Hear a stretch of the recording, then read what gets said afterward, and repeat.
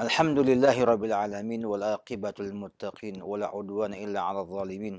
Asyhadu an la ilaha illallah wahdahu la syarikalah wa asyhadu anna Muhammadan 'abduhu wa rasuluhu mab'uts rahmatan lil alamin. Shalawatullahi wa salamuhu alaihi wa ala alihi wa sahbihi ajma'in. Amma ba'du, kaum muslimin pemirsa Raja TV dan juga pendengar Radio Raja dimanapun antum berada. Alhamdulillah, kita bersyukur kepada Allah Subhanahu wa taala atas nikmat yang agung ini, nikmat perjumpaan di atas ta'lim wa ta'allum dalam belajar mengenal ajaran Islam. Alhamdulillah, tidak hentinya kita memuji Allah Subhanahu wa taala yang telah memberikan petunjuk baik melalui Quran maupun melalui sunnah Nabi kita Muhammad SAW, sehingga Islam ini betul-betul jelas, mudah kita pelajari, demikian juga sangat sesuai dengan apa yang kita butuhkan dalam mengarungi kehidupan rumah tangga, keluarga, yang tentunya menjadi satu di antara sebab kebahagiaan kita di dunia dan akhirat nanti. Pemirsa Raja-Raja dan juga pendengar Raja-Raja di mana antum berada, alhamdulillah kita sampaikan pada perjumpaan terdahulu seputar rumah tangga itu akan menjadi baik, akan menjadi sakinah, mawaddah, dan rahmah ada padanya bila dibangun di atas iman dan takwa dan menunaikan hak-hak setiap pasangan yang ada.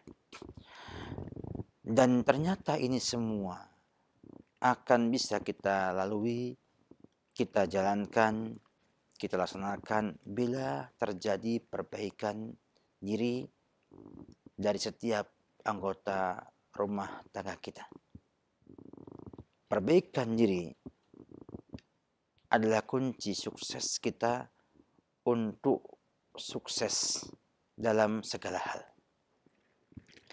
Allah pernah berfirman dalam surat Asy-Syams setelah bersumpah dengan sumpah yang banyak. Allah sampaikan, qad aflaha man zakkaha. Sebuah ungkapan yang sangat singkat, namun berisikan petunjuk yang sangat dibutuhkan oleh kita semua. Kata Allah Subhanahu wa ta'ala, qad aflaha man zakkaha. Sungguh sukses, sungguh beruntung. Dalam hal apa? Dalam segala sesuatu. Allah tidak sampaikan bidang di mana bidang suksesnya. Allah Subhanahu wa ta'ala tidak juga membatasi bidang suksesnya di mana. Tapi ngomong qad aflaha. Sungguh beruntung, sungguh sukses. Siapa itu? Man zakkaha. Orang yang mau memperbaiki dirinya. Dengan demikian, ungkapan ini sangat besar artinya. Sehingga Allah Subhanahu wa ta'ala bersumpah dengan sumpah yang banyak. Wasyamsi wa duhaha wal qamari idza talaha wan nahari idza jallaha wal laili idza yaghshaha was samai wa ma banaha wal ardi wa ma tahaha wa nafsi wa ma sawwaha falhamaha fujuraha wa taqwaha. Dimulai dengan ungkapan sumpah berkali-kali ini. Kemudian Allah katakan qad aflaha man zakkaha. Kita ketahui bahwa dalam uslub bahasa Arab, sumpah itu digunakan untuk menegaskan sesuatu yang penting. Sehingga Allah tegaskan berkali-kali untuk memberikan sebuah pemahaman kepada yang membaca Al-Quran bahwa apa yang diungkapkan setelah sumpah itu adalah perkara yang sangat penting, perkara yang sangat dibutuhkan oleh orang, oleh yang membaca tersebut. Allah katakan qad aflaha man zakkaha. Beruntunglah orang-orang yang memperbaiki diri. Sehingga kunci sukses orang untuk membina rumah tangganya, untuk memperbaiki rumah tangganya adalah dengan perbaikan individu, anggota keluarganya. Tanpa ini, ya, tidak akan bisa kita sukses membentuk rumah tangga yang baik.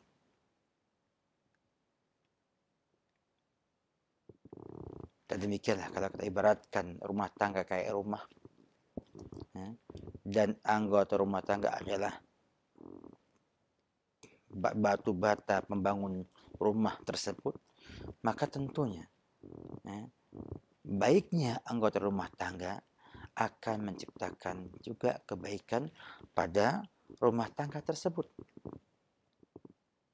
Ya. Karena jiwa-jiwa yang syarifah, jiwa-jiwa yang baik ini tidak akan ridho kecuali dengan yang baik.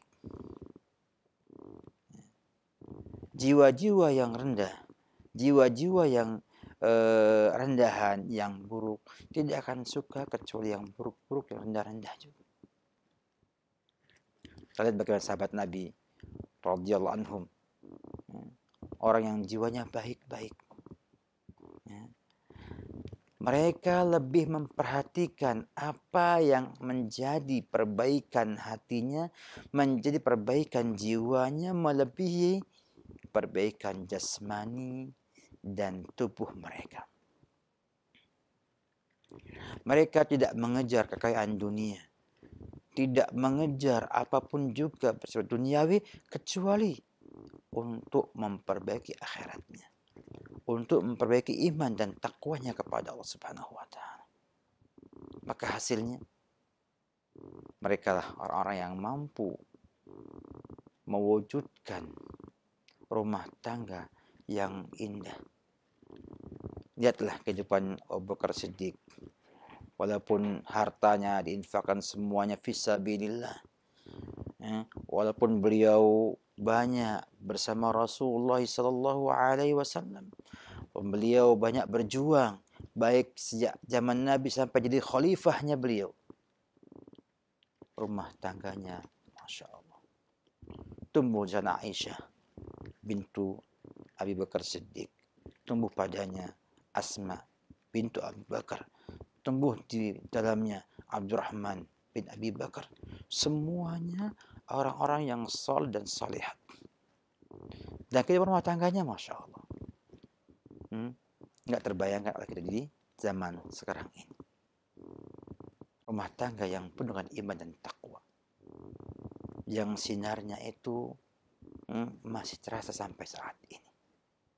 Oleh karena itu, bila Anda ingin memperbaiki rumah tangga Anda, maka perbaikilah diri Anda, perbaikilah keluarga, dan juga perbaiki juga anak-anak kita. Inilah yang Allah perintahkan dalam firman-Nya, ya ayyuhalladzina amanu qu anfusakum wa ahlikum nara. Wahai kaum mukminin, panggilan pada kaum mukminin, ya, jagalah diri kamu. Dengan apa? Dengan memperbaiki jiwa kita. Wa ahlikum nara. Dan juga memperbaiki jiwa-jiwa keluarga kita, ahli bait kita, ya, baik itu istri, anak, ataupun yang ada di sekitar kita. Sehingga tidak akan bisa, ya, sebuah rumah tangga itu sukses tanpa ada perbaikan pada diri atau individu dalam rumah tangga tersebut. Maka hendaknya seorang laki-laki berusaha membuka dirinya untuk memperbaiki kekurangan yang dimilikinya, untuk memperbaiki apa yang menjadi kekurangan dalam dirinya. Demikian juga mengajak sang istri, mengajak sang anak-anak untuk memperbaiki kekurangan yang ada, sehingga akan muncul di sana rumah tangga yang penuh dengan iman dan takwa, yang nantinya akan terus langgeng sampai hari kiamat dan berjumpa di surga dengan semua anggota keluarganya. Alangkah indahnya hal itu bila kita dapatkan. Dan kita mohon kepada Allah Subhanahu wa taala agar dimudahkan untuk bisa mendapatkan rumah tangga keluarga yang hidup di dunia ini dan langgeng sampai nanti hidup di rumah, satu rumah di surga nanti. Semoga Allah Subhanahu wa taala memudahkan kita untuk bisa mencapainya dan memberikan petunjuk hidayah untuk dapat mencapai hal yang kita inginkan tersebut. Demikian wabillahi taufik. Salam Muhammad wa ala alihi wa sahbihi wasallam. Baik Ustadz, barakallahu fiik. Fikum barakallah. Wa jazakallahu khairan. Terima kasih Waiyakum. Ustadz atas materi yang bermanfaat ini, dan semoga Allah memberikan pencerahan dan kemudahan untuk kita semuanya, menjadikan ilmu ini bermanfaat untuk kehidupan kita, khususnya dalam membina rumah tangga dan mendidik putra-putri kita. Selanjutnya kami akan mempersilahkan untuk kalian bertanya. Silahkan kami bacakan terlebih dahulu dari pesan singkat Ustadz. Saya Ummu Hawa dari Sumatera Selatan. Assalamualaikum Ustadz. Mau bertanya, saya mempunyai anak angkat yang sudah saya susui atau anak sepersusuan, yang kebetulan anak ini hasil dari luar pernikahan. Nah, jadi permasalahannya anak ini belum memiliki akte kelahiran karena si ibunya tidak mau menafsabkan anaknya kepada dirinya. Ustadz, saya tanyakan, bolehkah anak sepersusuan ini di dalam aktenya dinafsabkan kepada suami saya? Tapi itu hanya formalitas untuk keperluan anak ke depannya, seperti untuk sekolah dan lain sebagainya. Kebetulan anak ini anak perempuan. Saya dan suami tahu bahwa suatu saat kalau menikah, suami saya tidak boleh menjadi wali nikah, dan itu tidak akan kami lakukan. Kami sekeluarga pun tidak menutupi silsilahnya kepada anak itu. Bagaimana Ustadz? Minta pencerahannya dan solusi terbaik untuk anak sepersusuan saya ini. Ya.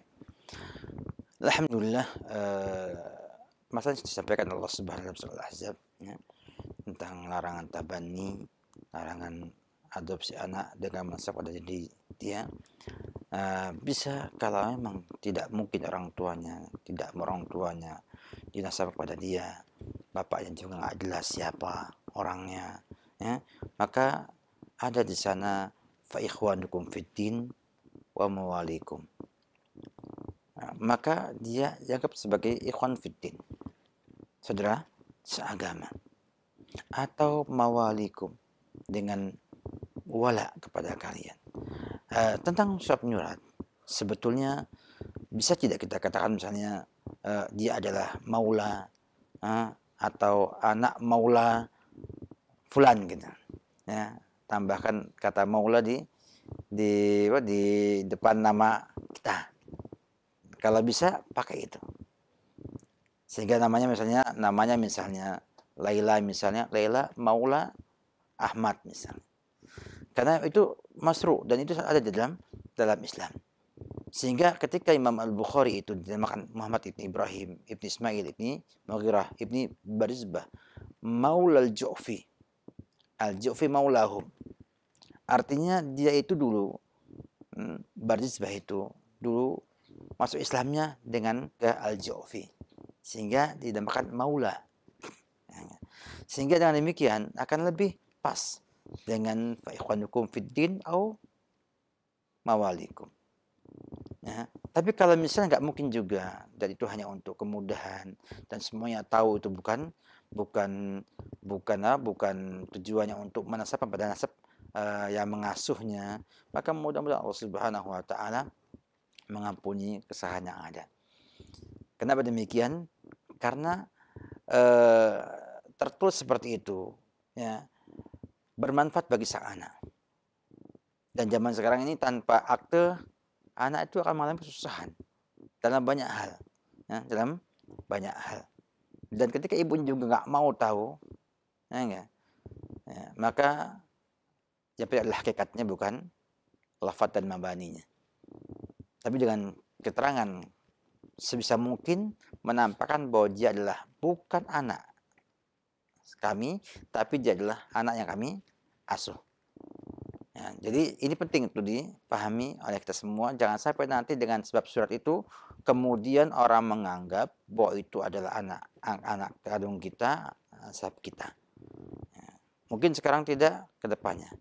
Maka kalau memang perlu ada, misalnya, ya, dengan cara yang kedua, dapat akte juga ada keterangan bahwa dia bukan anak kandung, bukan juga anak apa-apa, dia adalah fulan putrinya si fulanah yang kita tahu namanya itu, sehingga nanti bisa menjadi sebuah kemaslahatan dan bisa menghindari akan adanya peluang-peluang untuk orang memahami itu sebagai anak nasab yang kita miliki. Nah, karena memang tidak kita pungkiri pada asalnya idealnya adalah tidak ada nama kita di belakang anak tersebut. Ya. Kalaupun terpaksa, coba bisa nggak dengan cara yang lainnya, dengan maula atau yang lainnya. Dan bahasa maula kan tidak ada masalah di Indonesia. Artinya kayak nama, padahal bukan nama, kan gitu.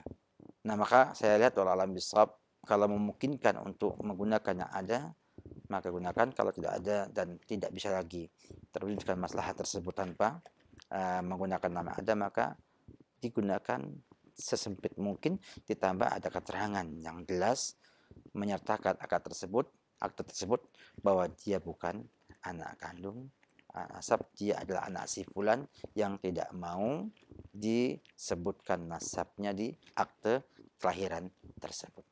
Dan aktenya jangan digunakan kecuali untuk maslahat saja. Wallahu a'lam bishawab. Allah fiksa. Terima kasih atas jawabannya. Selanjutnya kami akan bacakan kembali dari pesan singkat dari Ummu Azam.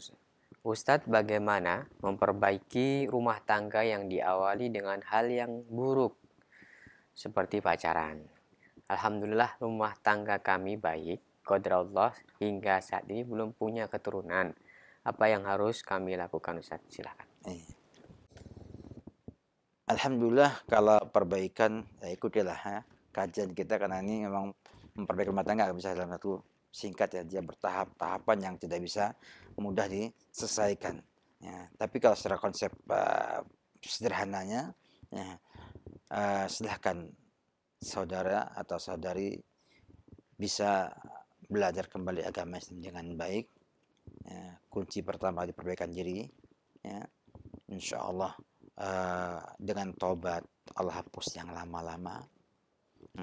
Dengan tobat Allah akan perbaiki yang sudah lama ada. Dan insya Allah ta'ala jangan khawatir bahwa Allah subhanahu wa ta'ala itu maha pengampun lagi maha penyayang. Dengan maha pengampun dia mengampuni dosa kita, dengan maha penyayang dia akan memberikan kepada kita semuanya. Kemudian berkenaan dengan apa yang saya tanya ya, memang tidak kita pungkiri hal-hal seperti itu banyak muncul di kita semua, tapi jangan sampai membuat kita gelisah akhirnya tidak mau menjadi baik atau khawatir akan ada tidak baik. Sedangkan apakah itu mempengaruhi punya anak gak punya anak? Tidak ada hubungan yang garis lurus ya antara pacaran dengan lahir tidak lahirnya anak kita, karena yang namanya adalah hidayah, adalah anugerah Allah Subhanahu wa taala yang kata yahabu liman yasha dzukura yahabu liman yasha inatha, itu sudah jadi kaidah bahwa anak itu adalah anugerah Allah Subhanahu wa taala. Tidak ada seorang pun yang mampu memaksakan kehendak punya anak bila Allah belum menganugerahkannya kepada kita semua.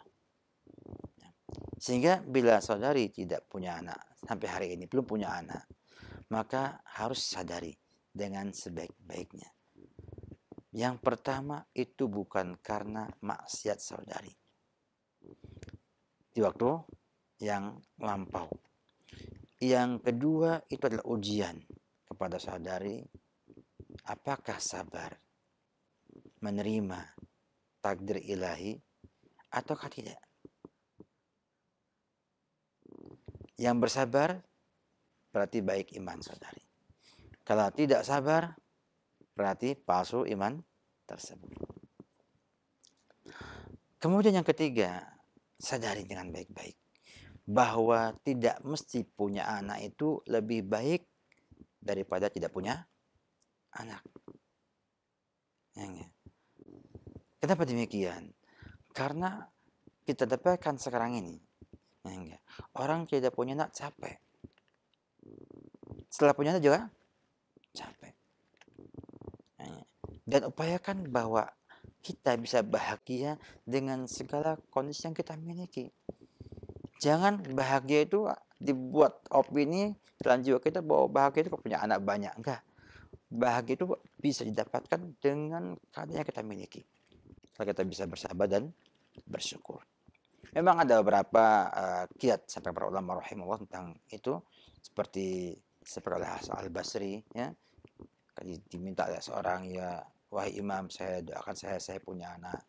Beliau katakan, bukankah kamu telah mendengar dan membaca firman Allah Subhanahu wa taala dalam surat Nuh, ya, faqultu astaghfiru rabbakum innahu kana ghaffara yursilis sama 'alaikum mijara yumdidkum bi amwalin wa banin.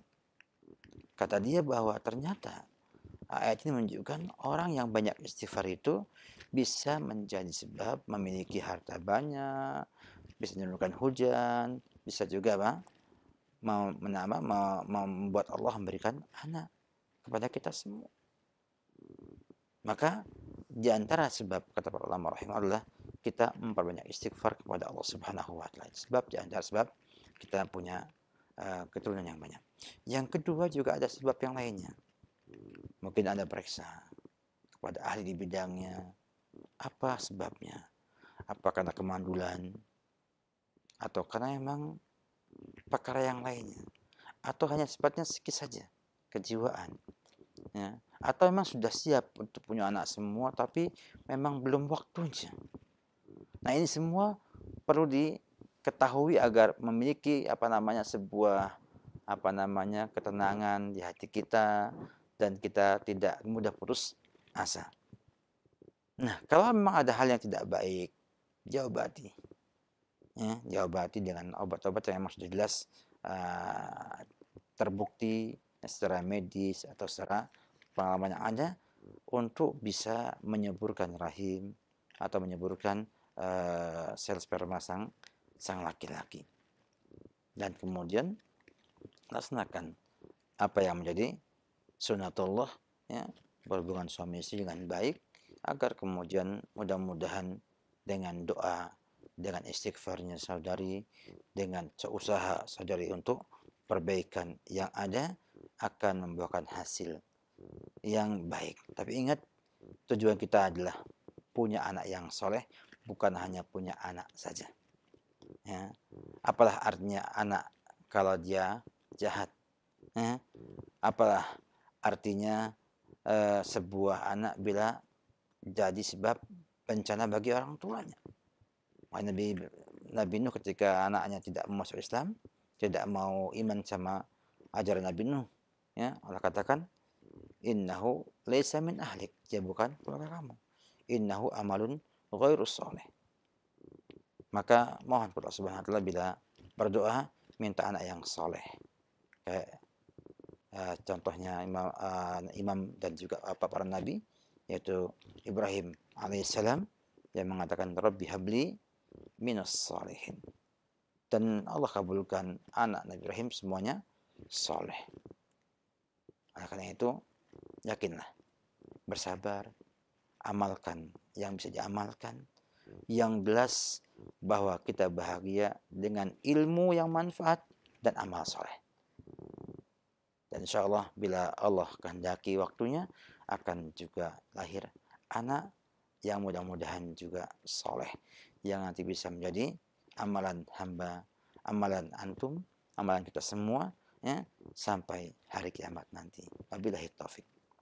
Baik Ustaz, terima kasih atas jawabannya, barakallahu fiik. Dan berikutnya kami akan berikan kesempatan, silahkan bagi Anda yang ingin menghubungi kami, bertanya langsung kepada Ustadz via telepon, ya, sebutkan nama Anda dan dari mana Anda berasal. Silahkan. Halo.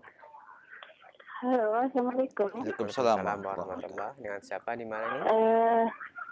Mohon maaf Ustaz, saya nggak ngikutin dari awal. Ada yang ingin saya tanyakan, bagaimana kita menyikapi kepada orang tua yang suka berbohong? Ya. Saya punya orang tua, jadi suka berbohong gitu. Iya, Bu. Apa yang harus kita sikapi ke orang tua gitu? Iya, Bu. Baik. Terima kasih Ibu atas pertanyaannya. Iya. Ya, Assalamualaikum. Waalaikumsalam warahmatullahi wabarakatuh. Silakan, Ustaz. Demikianlah yang kita lihat, bohong itu memang kalau kita terus jaga bohong terus, jadinya ringan dan jadi kayak pembohong. Nabi pernah bersabda, wa iyyakum wal kadzib. Hati-hati dengan apa? Dengan berbohong. Fa innal kadziba yahdi ilal fujur. Dusta itu akan mengajak kepada kefajiran. Wa innal fujura yahdi ilan nar. Sedangkan fajir itu akan membawa kepada neraka. Kemudian wala yazul rajulu yakdzibu wa yataharral kadziba hatta yuktab indallahi kadzaban. Orang terus menjaga, orang terus berbohong dan menjaga bohongnya itu, artinya tidak mau bertobat. Bohong itu kayak seperti hal ringan sekali bagi dia. Maka kata Allah, sampai Allah tulis sebagai pembohong. Artinya akan jadi orang yang susah nggak berbohong. Nah, ini adalah perkara yang penting.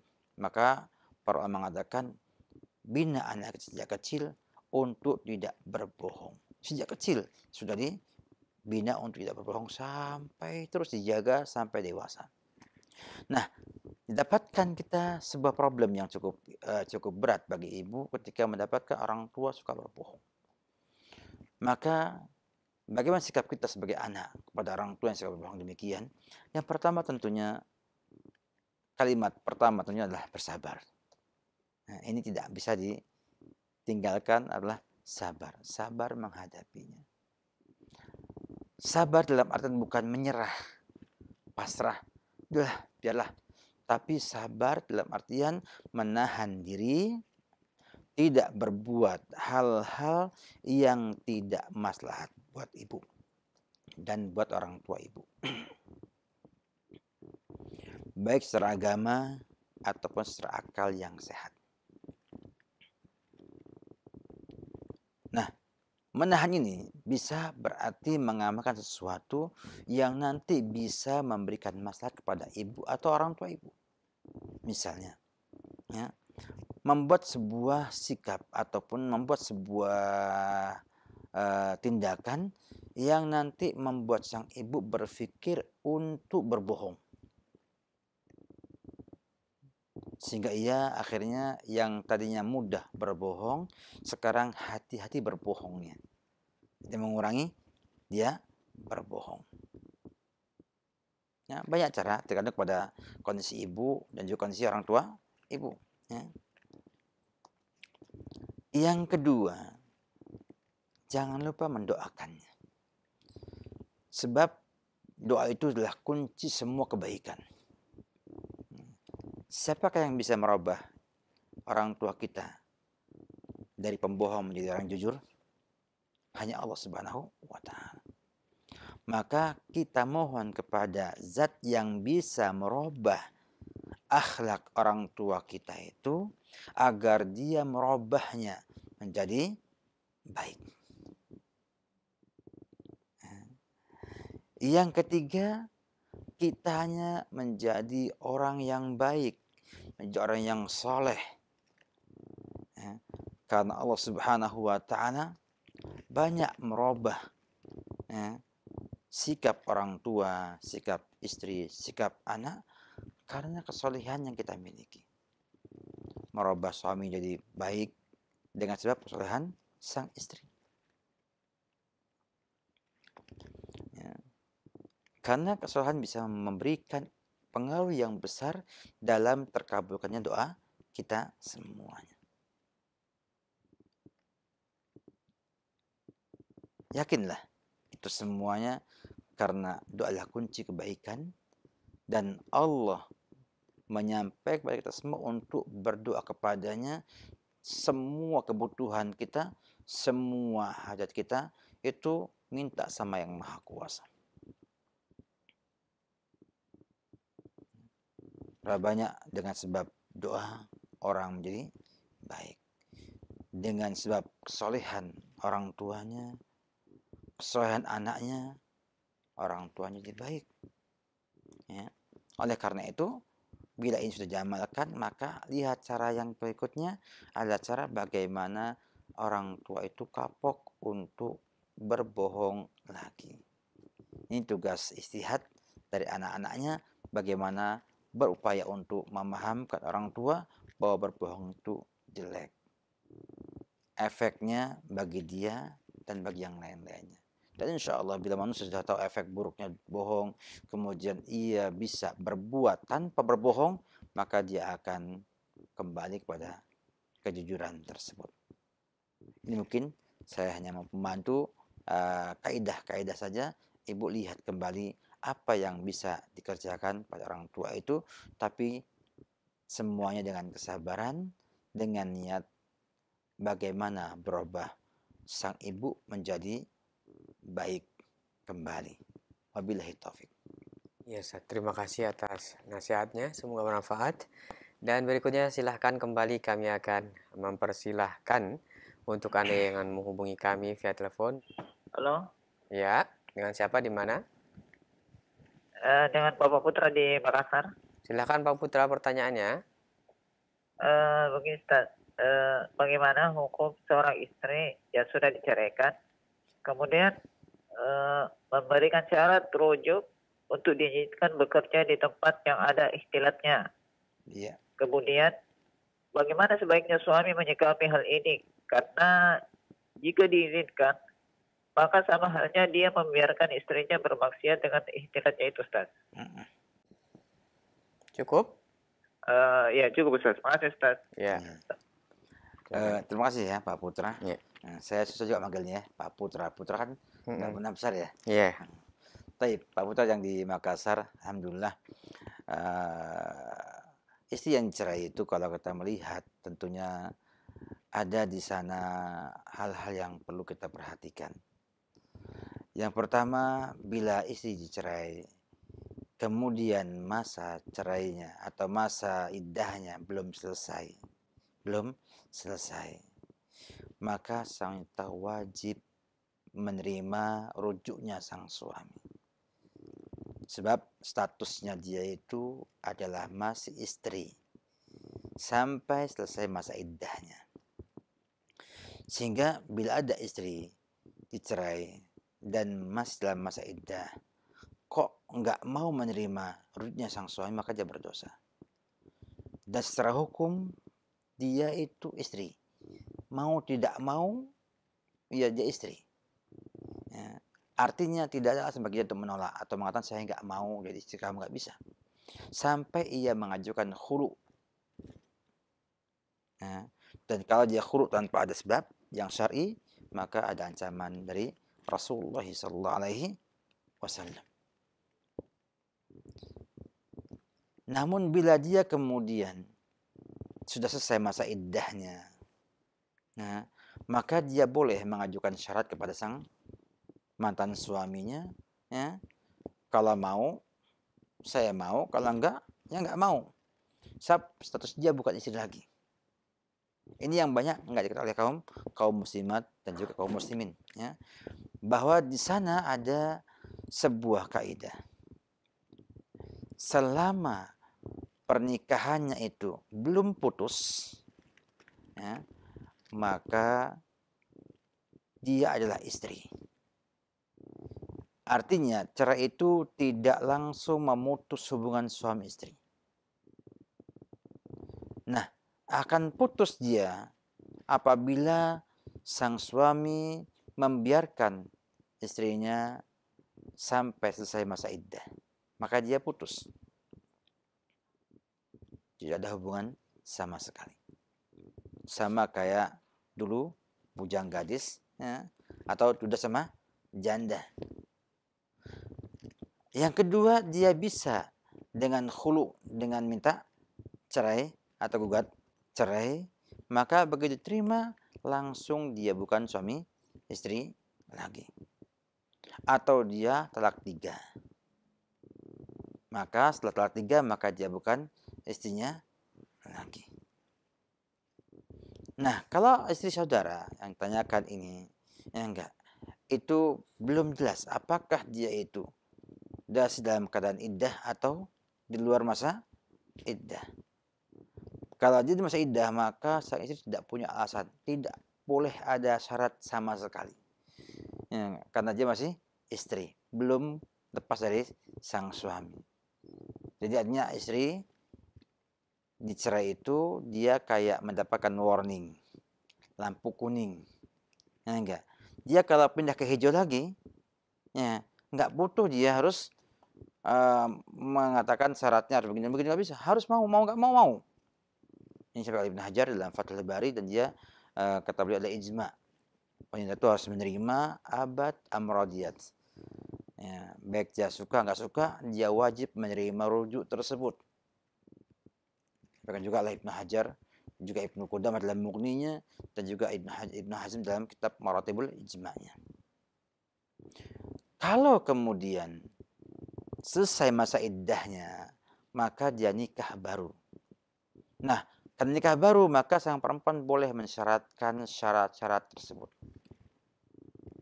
Dan bila sang istri, sang suami menerimanya, maka sang suami ya itu berdosa membiarkan istrinya berbuat maksiat. Ya, diterima. Kalau sudah menerima, kemudian sang suami mampu merubah sang istri untuk mundur daripada syaratnya, nggak ada masalah. Ya, oleh karena itu sebetulnya untuk membuat istri itu meninggalkan yang diinginkannya itu ada cara-caranya. Saudara mungkin mendapatkan misalnya istri mau ngotot pengen bekerja ini dan itu, maka sekarang buatlah ia paham agama. Insya Allah orang yang paham agama akan berpikir lebih logis, ya. Tidak hanya mengikuti kemauan, tapi lebih logis. Artinya lebih lihat mana yang maslahat. Apakah dia bekerja atau tidak bekerja. Tapi kalau saudara punya istri nggak pernah diajar ngaji, tidak pernah tahu Quran, tidak pernah tahu belajar agama, nggak tahu apa yang halal, mana yang haram, maka apapun yang kita lakukan dianggapnya bencana bagi dia. Maka lebih baik wallahu a'lam bishawab, bila tiba keadaannya carilah wanita yang beragama baik yang ada. Dan insya Allah ya, bila Anda tinggalkan istri itu karena Allah, karena maksiat yang dia pertahankan, Allah akan memudahkan Anda mendapatkan pasangan yang lebih baik dari itu semuanya. Ya, artinya jangan pertahankan orang yang tidak mau merubah dirinya menjadi baik. Ini kaidah penting bagi semuanya, bahwa kita itu harus merubah diri menjadi baik agar sukses, dan cari pasangan yang mau merubah diri menjadi lebih baik lagi. Kalau tidak, maka saya pakai dalam materi kita ya, tidak akan jadi baik. Jadi pokoknya semua orang itu bila dinamis berubah jadi baik, akan baik. Tapi kalau statisnya nggak mau tahu ya, maka akan susah, jadi beban yang berat. Kalau saya bahasa sederhana saya adalah orang kalau bawa rumah tangga itu kayak suami itu narik gerobak. Tentunya istri sebagai orang di belakang gerobak yang mendorong, membantu suami agar cepat sampai di tujuan suksesnya. Nah, kalau kemudian dia nggak mau berubah, nggak mau berjalan, dia malah berhenti megangi gerobaknya, kira-kira itu beban atau bukan beban? Itu beban ya. Artinya dia diem aja di belakang itu megangi gerobak kita. Mau nggak mau dia akan mengerem gerobak tersebut. Ya, beban bagi kita semuanya. Orang lain sudah sampai tujuan, kita masih di tempat dengan tenaga yang demikian besar menarik gerobak tersebut. Maka carilah istri yang nanti bisa membantu mendorong gerobak tersebut, dalam artian bisa kita sukses dalam mencapai tujuan yang kita inginkan. Ingat, ini penting untuk semuanya. Karena siapa yang mau menanggung beban untuk berat untuk sampai tujuan, bila kemudian menghambat tujuan yang kita inginkan tercapai. Wallahu a'lam bishawab. Terima kasih atas jawabannya. Selanjutnya kami akan berikan kesempatan kembali. Silahkan sebutkan nama Anda dan dari mana Anda berasal. Halo. Halo, Assalamualaikum Ustaz. Waalaikumsalam Waalaikumsalam warahmatullahi wabarakatuh. warahmatullahi wabarakatuh. Dengan siapa ini? Di mana? Dengan Ibu Rini di Jambi. Silahkan Ibu pertanyaannya. Gini Ustaz, saya mau nanya, kan berhubungan dengan tema Ustadz tadi, kalau seseorang itu tidak mau berubah, untuk apa kita mempertahankan rumah tangga? Jadi setelah 7 tahun menikah, saya putuskan untuk bercerai gitu kan Ustadz. Dan kami memiliki sebuah rumah dengan ukuran 6x6 dan 1 orang anak perempuan. Sekarang setelah 2 tahun bercerai, saya menikah lagi. Apakah rumah yang saya tinggali dengan suami yang sekarang kan rumah yang dengan suami yang dulu, bagaimana itu Ustaz hukumnya? Sudah itu aja Bu. Iya. Itu dulu yang beli suami atau Ibu rumahnya? Ya berdua. Oh ya. Orang berdua gitu Ya, baik. Ustaz. Jadi bagaimana hukumnya saya mengajak suami yang sekarang tinggal di rumah suami saya yang dulu bersama anak-anak? Ya, Oke, Bu. baik. Sekarang Terima kasih. apakah suami ketika bercerai sudah menyerahkan sama ibu belum rumah itu?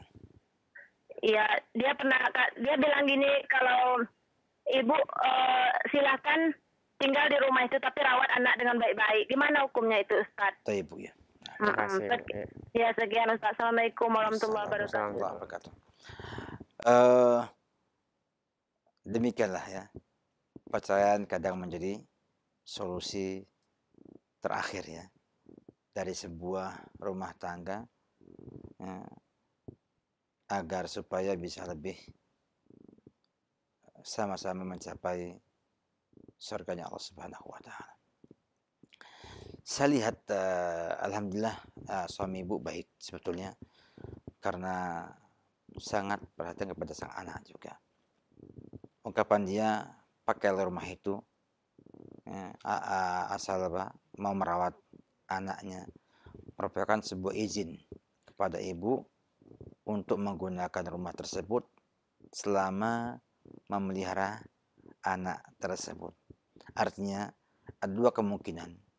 Yang pertama, menyerahkan rumah itu untuk ibu miliki dengan syarat melihara anak tersebut, atau memberikan ini pada ibu untuk menggunakannya ya, selama memelihara anak ibu tersebut. Dan kedua-duanya itu merupakan izin pada ibu untuk menggunakan walaupun bersama suami yang baru, sehingga boleh menggunakannya ya, karena apa? Karena ibu masih memelihara anak tersebut.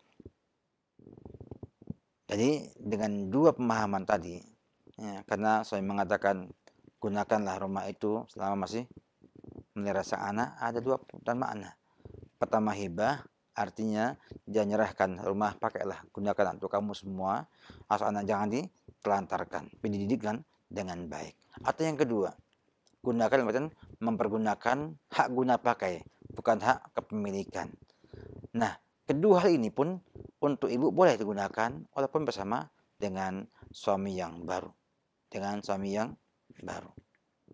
Nah, oleh karena itu sebetulnya butuh kejelasan kepada ibu ya, apakah diserahkan kepada ibu dalam artian kepemilikannya ataukah dia itu hanya digunakan hanya untuk hak guna pakai rumah itu saja.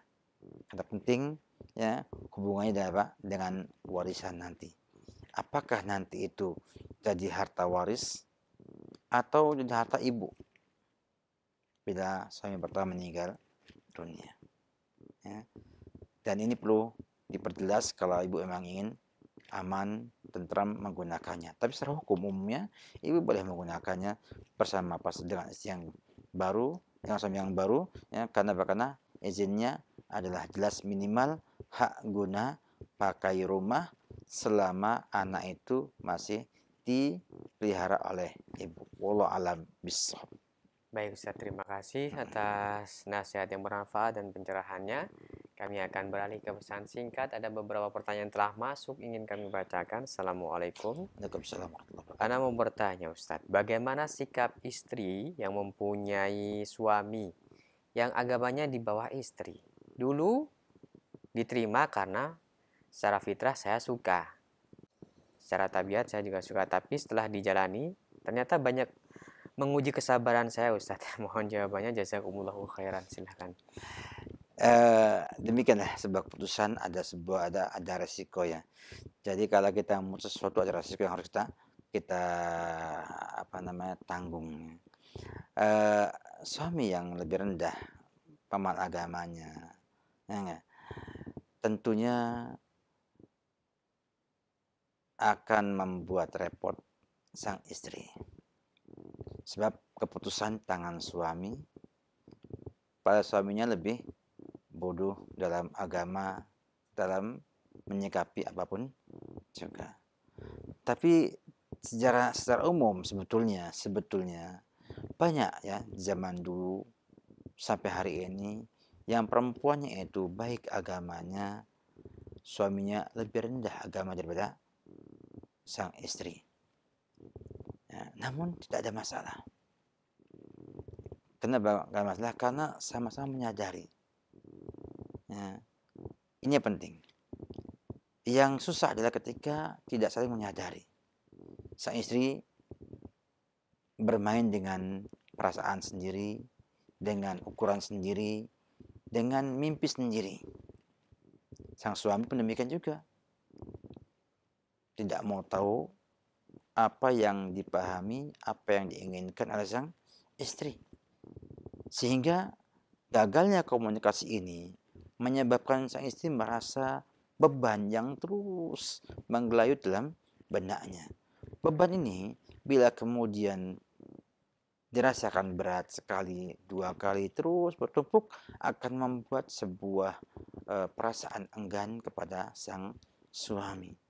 Apalagi kalau ditambah dengan melihat orang ketiga ya, orang ketiga atau yang lainnya kok asyik, kayaknya kok suaminya nih baik agamanya, jadi baik rumah tangganya secara umum, sehingga dia menghayal, wah saya enak ya kalau demikian. Ini berbahaya sekali.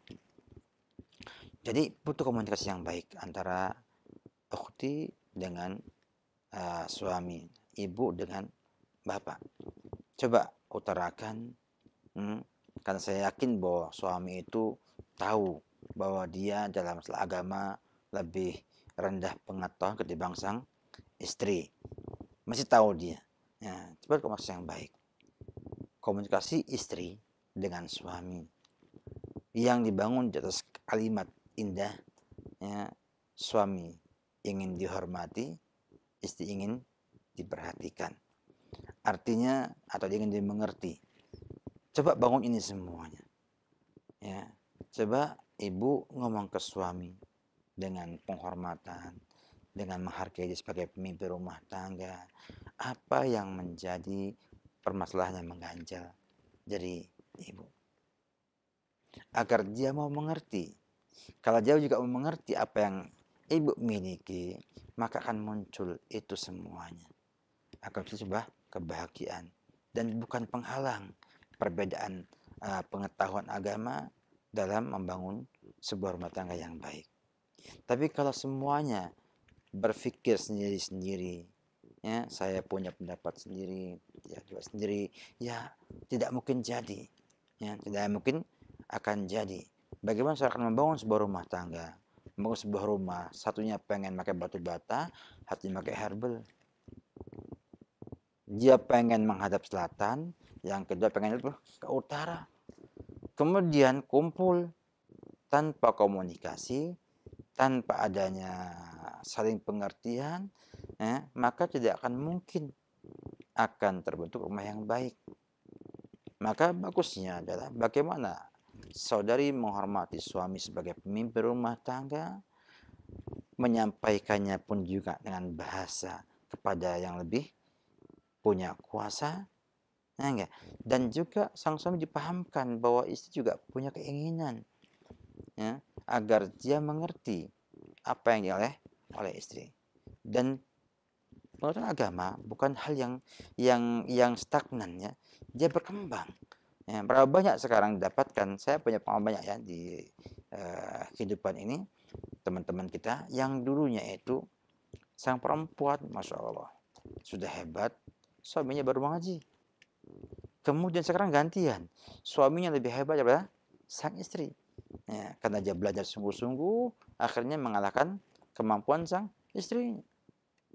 Tidak mesti suaminya nggak hafal Quran, istrinya hafal Quran, kemudian suaminya nggak hafal terus, bisa hafal juga, bahkan mungkin bersanad. Nah, jadi ini yang perlu kita ciptakan adalah bagaimana sang istri yang tahu agama ini bisa menciptakan sebuah komunikasi yang baik dengan sang suami agar suami mau mengerti istri dan istri menghormati sang suami. Jadi suami merasa dihormati oleh istri dan dia pun mau memperhatikan sang istri. Insya Allah bukan hal yang susah. Untuk itu bila kita kemudian mau mencoba sedikit demi sedikit ya, agar nanti ada komunikasi yang baik. Ini saya lihat ada di komunikasi. Suami tahu dia lebih rendah agamanya, ya, tapi ia mungkin merasa tidak dihormati oleh sang istri. Istri pun pengen diperhatikan, ya, oleh sang suami, namun suami nggak tahu kalau itu dibutuhkan oleh sang istri. Pada zaman sekarang banyak laki-laki yang tidak tahu perempuan, tidak tahu sifat-sifat perempuan. Banyak laki-laki yang taunya cari duit, ya, cari harta untuk memenuhi kebutuhan sang wanita. Padahal wanita tidak hanya butuh harta, butuh juga yang lainnya, dimengerti kebutuhannya agar sang laki-laki mau memperhatikan hal seperti itu. Jadi butuh komunikasi yang baik. Mudah-mudahan dengan adanya komunikasi yang baik akan muncul di sana solusi untuk bisa diamalkan bersama membangun rumah tangga tersebut. Allah alam bisawab. Berikut kami akan bacakan kembali dari pesan singkat. Assalamualaikum Ustaz. Waalaikumsalam warahmatullahi wabarakatuh. Dari hamba Allah di Jakarta. Saya dulu menikah dalam keadaan hamil Ustaz. Sudah berlangsung 5 tahun yang lalu. Nah, saya sekarang sudah memiliki 2 anak. Yang saya tanyakan, pernikahan saya ini sah atau tidak Ustaz? Soalnya saya dengar jika menikah dalam keadaan hamil tidak sah Ustaz. Jazakumullahu khairan. Iya. Memang ini ada masalah khilafiyah di antara para ulama rahimahullahu yang mu'tabar. Ya. Ada yang mengatakan sah pernikahannya. Ada yang mengatakan sah dengan syarat sang laki-laki tidak menggauli sang wanita selama hamil sampai melahirkan. Dan ada yang mengatakan tidak sah sampai keduanya bertobat dan anaknya lahir yang dikandung tersebut. Semuanya membawakan dalil masing-masing, membawakan argumentasi masing-masing, dan menurut pendapat saya wallahu a'lam bishawab dari hamba Allah yang fakir ini, ya, bahwa yang rajih adalah sah pernikahannya selama syarat terpenuhi, dan yang menikahi adalah laki-laki yang menghamilinya beserta dengan tobat dari keduanya untuk memperbaiki, ya, kehidupan lebih baik lagi.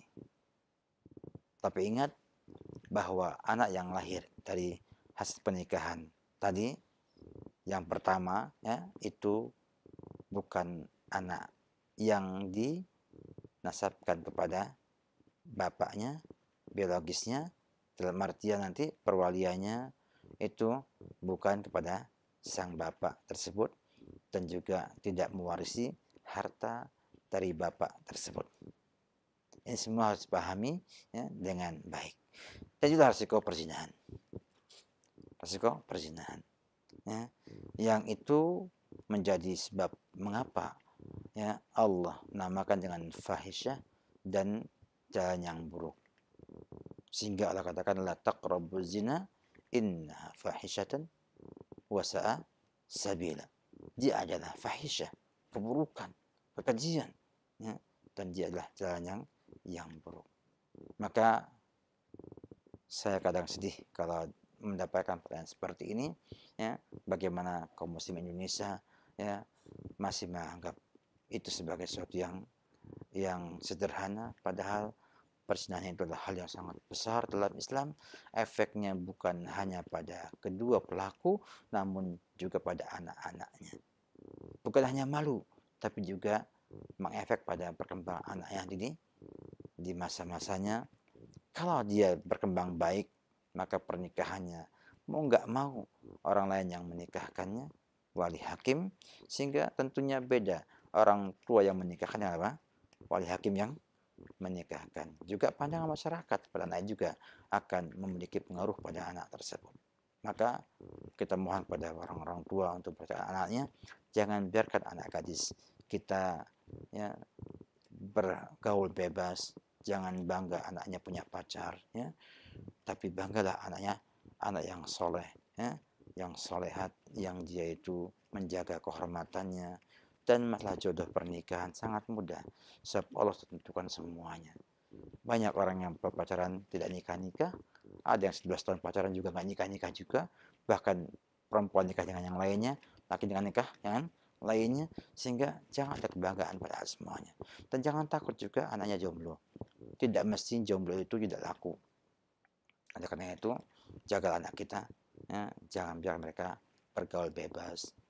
Kalau pergi kemana-mana, perhatikan, dijaga.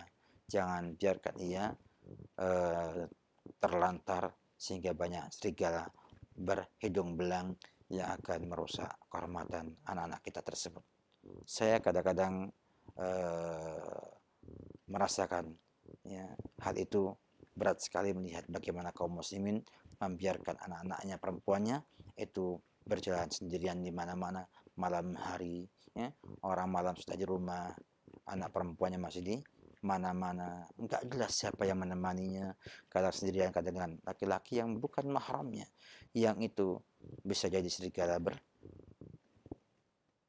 belang, ya, yang nanti bisa merusak kehormatan anak kita. Dan bila sudah terjadi perzinahan, menjadi hamil, barulah berteriak bagaimana solusi untuk anaknya tersebut. Maka marilah kita semua bertakwa kepada Allah Ta'ala untuk itu dan berusaha untuk yang terbaik menjaga anak-anak kita dari perbuatan zina tersebut. Wallahu a'lam bishawab. Nasihat yang bermanfaat ini semoga menjadi penjelasan untuk yang bertanya khususnya dan kita semuanya. Selanjutnya kan ada pesan singkat dari saudari Ifra di Tangerang, Ustaz. Assalamualaikum, Ustaz. Waalaikumsalam warahmatullahi wabarakatuh. Setelah menikah 20 tahun dengan 2 anak, suami malah ikut-ikutan reuni di sekolah dan akhirnya berselingkuh dan terus berbohong kepada saya. Suami selalu mengatakan itu sudah takdir. Nah, mohon pencerahan dan solusinya, Ustaz. Inilah yang dinamakan apa? Kopi sianida itu, ya. Akibat pengaruh orang ketiga, ya. Sehingga karena tidak menjaga hubungan seperti ini, ya, maka akhirnya membuat permasalahan. Kemudian ungkapan sang suami inilah takdir, ini adalah kesalahan karena tidak ada takdir dijadikan sandaran dalam maksiat kepada Allah Subhanahu wa Ta'ala. Allah membantah orang-orang kafir Quraisy yang mengatakan, kalau Allah kehendaki kami nggak akan demikian keadaannya, ya, berbuat syirik, maksiat dan sebagainya. Nah, jadi tidak benar suami mengatakan sudah takdirnya saya selingkuh, nggak bisa. Ini nggak benar dalam Islam sama sekali. Yang kedua, tentunya ini adalah sebuah koreksi kepada sang ibu juga. Ya, kenapa suami bisa kepada orang lain melihatnya? Ya, ini juga perlu jadi sebuah koreksi. Ya, enggak. Apakah emang suami itu membutuhkan pasangan tambahan? Ataukah emang karena saya sebagai istrinya belum mampu menunaikan apa yang menjadi kewajiban atau tidak mampu memelihara sang suami tersebut? Kalau memang sang suami memiliki kelebihan tidak mungkin dilayani oleh satu orang, maka buatlah solusi ya untuk menikah yang baik-baik dengan yang baik-baik. Ya, seluruh dia menikah berpoligami tapi dengan yang baik-baik, yang nanti bisa menjaga agama suami dan bisa suami beradil kepada semua istrinya. Kalau kemudian sebetulnya mampu ia untuk menaikkan kebutuhan suaminya, tapi dia teledor, dia artinya tidak perhatian, sibuk dengan yang lainnya, maka robahlah. Kalau suami selingkuh dalam artian belum menikah kembali, maka ajaklah dia taubat kepada Allah Subhanahu wa taala, kemudian sampaikan apa sih kebutuhan yang diinginkan sama kamu. Buat komunikasi yang baik. Kalau memang dia mampu tunaikan, maka robahlah. Sang istri berubah untuk melayani sang suami sebaik mungkin dan memberikan yang terbaik kepada sang suami itu agar dia tidak berbuat dosa dalam hal ini. Tapi kalau memang harus sang suami menikah lagi, beri jalan pada dia untuk menikah perpoligami yang benar sesuai dengan syariat Islam. Artinya cinta istri kepada suami itu tentunya akan membuat sebuah konsekuensi menginginkan suami itu baik dan tidak berdosa. Maka tentunya ingin sang istri tinggal di surga bersama sang suami. Maka ajaklah ia untuk bertobat, kemudian suruh dia menikah baik-baik dengan wanita yang baik-baik.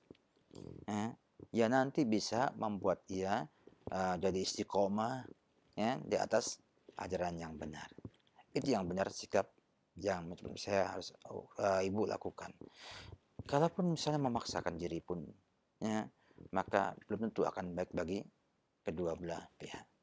Oleh karena itu, ya, ini koreksi bagi kita bersama, ya, jangan sampai kita semua kemudian mementingkan perasaan masing-masing dan tidak memperhatikan maslahat yang terbaik bagi kedua-duanya.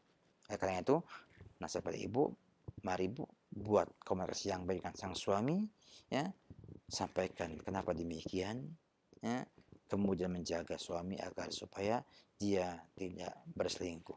Karena selingkuh itu perbuatan yang tercela. Kalau saya berzina, apalagi, ya, dan zina itu perkara besar dalam Islam, bukan perkara yang remeh, berbahaya bagi mereka yang berzina karena hukumannya demikian beratnya. Tidak mungkin Allah akan menghukum dengan rajam kecuali itu perkara yang sangat-sangat berbahaya bagi keutuhan rumah tangga dan juga masyarakat. Ya, semoga ibu diberi kemudahan untuk bersabar, kemudian mau menyadari yang ada, dan mudah-mudahan Allah buka pintu suami untuk menikah kemasan tersebut dan juga kemudian bisa bertobat dengan baik dan bisa membangun rumah tangga yang baik dengan ibu sekeluarga. Wabillahi taufik. Baik Ustaz, barakallahu fiik wa jazakallahu khairan. Selanjutnya kepada Anda pemirsa TV Roja dan pendengar Radio Roja, silahkan untuk menghubungi via telepon bagi yang ingin bertanya langsung dengan Ustadz. Silahkan. Halo. Halo. Ya. Dengan siapa di mana? Assalamualaikum warahmatullahi wabarakatuh. Dari Arwin dari Sulawesi Barat. Waalaikumsalam warahmatullahi wabarakatuh. Silahkan pertanyaannya. Mohon izin kaitan dengan hukum pernikahan, saya pernah mendengar bahwa pernikahan itu bisa menjadi wajib. Kapan pernikahan itu bisa menjadi wajib? Kemudian masalah perceraian dalam pernikahan, adakah di mana perceraian itu menjadi boleh dilakukan atau alasan-alasan yang kemudian perceraian itu boleh dilakukan? Assalamualaikum warahmatullahi wabarakatuh. Waalaikumsalam warahmatullahi wabarakatuh.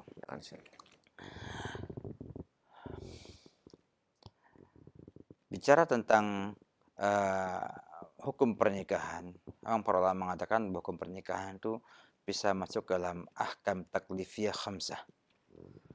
Hukum-hukum taklif yang 5. Wajib, kemudian sunnah, mubah, makruh dan haram. Kapan dia jadi wajib? Para mengatakan adalah menjadi wajib apabila pernikahan itu menjadi sebab terhindar dari maksiat kepada Allah Subhanahu wa taala. Kenapa? Karena meninggalkan kemaksiatan hukumnya adalah wajib. Dan bila maksiat itu tidak bisa dihindari tanpa pernikahan, maka pernikahannya itu adalah hukumnya wajib. Contoh gampangnya, bila ia tidak menikah kemudian berbuat zina atau khawatir akan berbuat zina, Ya, khawatir yang betul khawatir ya, bukan hanya khawatir angan-angan. Khawatir yang betul khawatir akan kena zina. Artinya kalau juga menikah, dia tidak mampu untuk menahan syahwatnya untuk kemudian tidak menyalurkan pada wanita. Maka di sini hukumnya adalah wajib untuk dia menikah supaya apa? Supaya ia tidak melanggar syariat. Karena menghindari yang haram itu hukumnya wajib. Dan ketika tidak bisa dihindari tanpa pernikahan, maka pernikahan adalah hukumnya wajib. Demikian juga tentang perceraian pun sama. Ya. Namun kalau hanya boleh tidak bolehnya, maka syariat sudah menyampaikan kepada kita semua dibolehkan. Fala junaha alaihima. Ya. Tidak mengapa keduanya. Ini bahasa apa? Al-Quran. Ya. Untuk bercerai itu bila alla yuqima hududallah. Bila ia tidak mampu menegakkan batasan Allah Subhanahu wa taala. Artinya tidak mampu menunaikan hak dan kewajiban sebagai suami atau sebagai istri. Maka dibolehkan secara hukum syariat. Ya. Itu standar bolehnya bercerai, ya, sebagian sampai dalam Al-Quran oleh Allah dalam banyak ayat. Ya. Ini yang dibolehkan dan bisa jadi wajib bercerai tersebut, bukan hanya boleh, ya, jadi wajib bila kemudian, ya, menjadi sarana untuk bisa menghindari maksiat kepada Allah Subhanahu wa taala. Ya. Sama dengan kita hari, ya, pernikahan jadi wajib, ya, pacaran pun jadi wajib. Ya. Wallahu a'lam bishawab. Ya. Baik, Ustaz, barakallahu fiik wa jazakallahu khairan. Terima kasih atas jawabannya. Waalaikumsalam. Selanjutnya kami akan berikan kesempatan untuk penelpon yang terakhir. Silakan manfaatkan kesempatan ini. Halo. Assalamualaikum. Waalaikumsalam warahmatullahi. Dengan siapa di mana?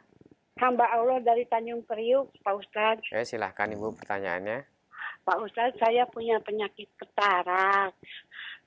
Terus saya untuk pembiayaan berhubung saya lemah, nggak mampu, saya minta bantuan dari bekas majikan saya di Arab Saudi.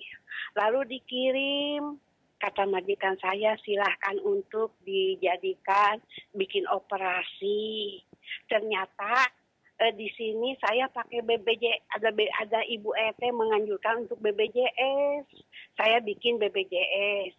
Yang mau saya tanyakan, uang itu bagi saya halal apa haram? Apa harus dipakai biaya pengobatan? Tapi bekas majikan saya itu ikhlas untuk berobat pengobatan mata.